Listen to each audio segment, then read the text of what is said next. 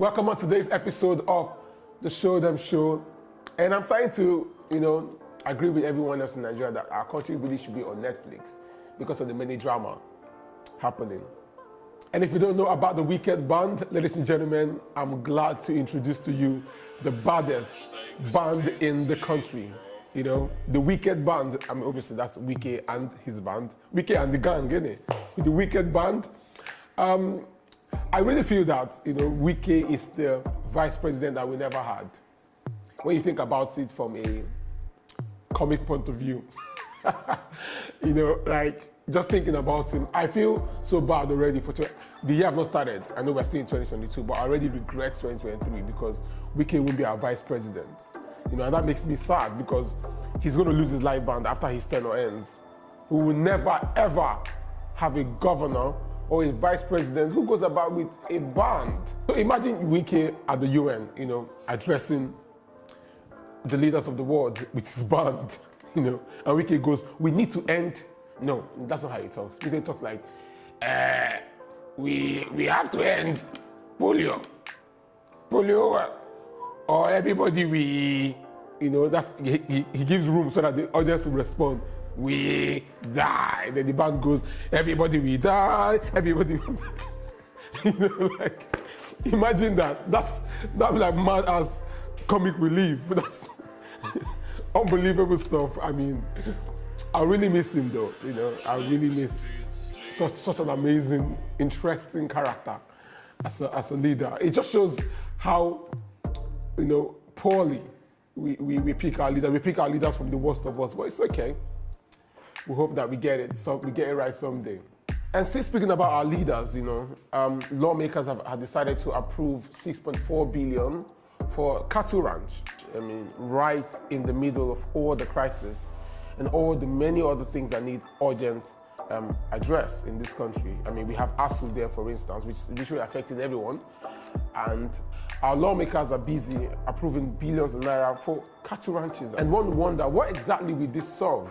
I mean, with all the security crisis that we have and education crisis that currently going on with ASU, that our leaders would channel every available resource, to address this problem. Because it only makes sense when people call our leaders animals, because how then do you prioritize, your kind over real pressing matters?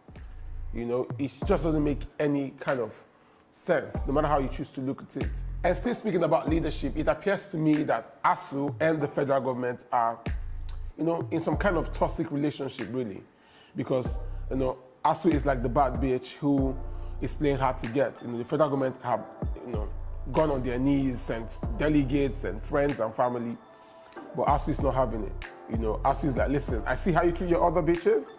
I see how you pay those in the House of Assembly. You never owe them. You give them what they deserve. But you never take care of me. You don't think I'm serious. You don't take me seriously, And until I see money in hand, I'm not laying my bags on the ground. That's what it is really. Because at this point, there's no explanation whatsoever. Even ASU is beginning to discredit its own self. ASU is saying that state universities are trash. That's how bad.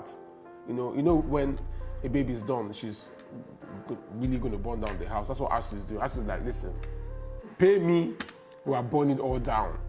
And every week, there's an extension, It's like, well, I'm coming back home, but then I'm not coming back home. That's what ASU is doing. It doesn't make any sense. And I think ASU have, at some point, made a decision that, listen, nothing good can come out of this guy. And they've given up, literally. They're just going to wait on the next government to come in and probably, hopefully, they'll get it right.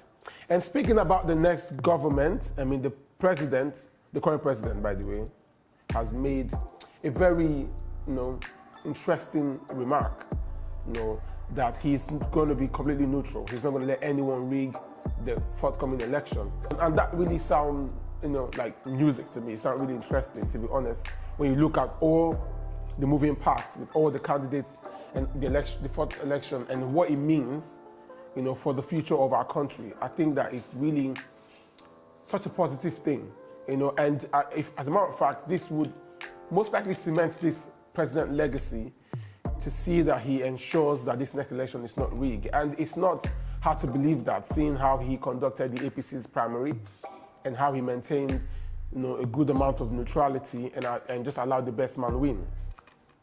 And I just hope that he will keep the same energy, in the forthcoming election come February. And one can only hope that all the candidates, will be obedient to the president and listen to him and obey the law. And until I come again, ladies and gentlemen, this is the Showdem Show. Peace out.